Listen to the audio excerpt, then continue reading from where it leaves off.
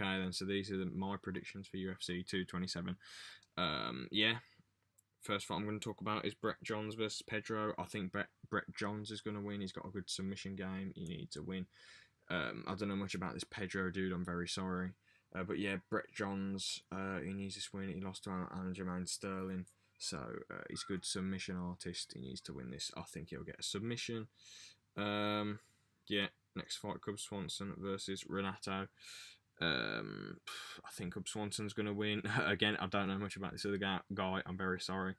But Cub Swanson needs this win. He's on a 2-fight losing streak, but to top competition, mind you, so I think he can beat this dude. I'm pretty sure this Renato dude is undefeated, so it'll be a hard task for him, but I think he can win.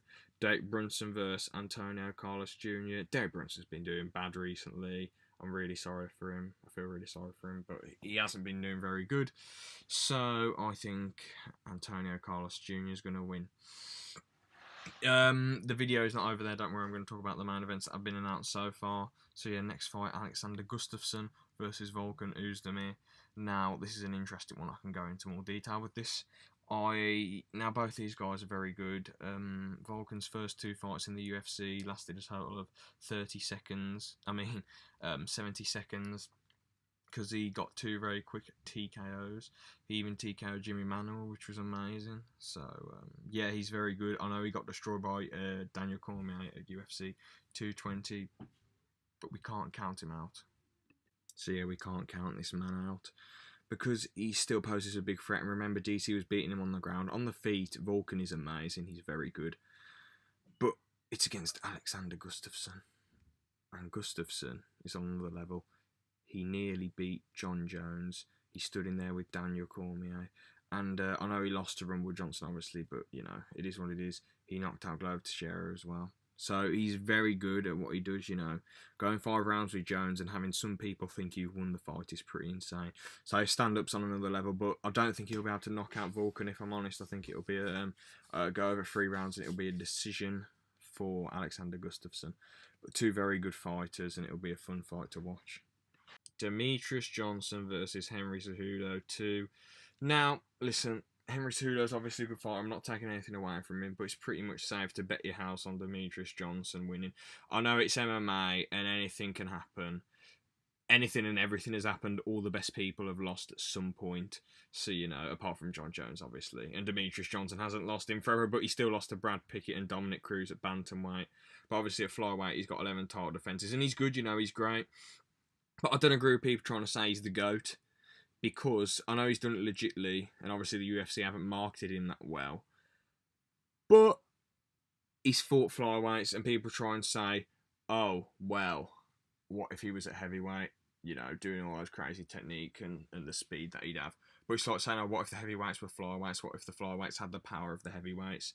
You know, so I really don't consider Demetrius Johnson the GOAT until he fights someone who's better competition than he's fighting right now, you know, because, to be honest, he's pretty much wiped the slate with the division. And TJ Dillashaw offered to go down and fight him, but Demetrius Johnson was like, nah, I'm injured, and then TJ's fighting Cody again. But the thing is, if someone's offering to go down to your division and fight, you take it, and this fight will bring in loads of money, and it'll give Demetrius Johnson quite a lot of attention. If he beats TJ, top competition, I know there's obviously going to be people out there saying, oh, blah, blah, blah, TJ Dillashaw, you know, he's 135 or he's not 125, but TJ, if he's fine to go down there and Demetrius Johnson beats him, there's more chance he'll be considered the GOAT.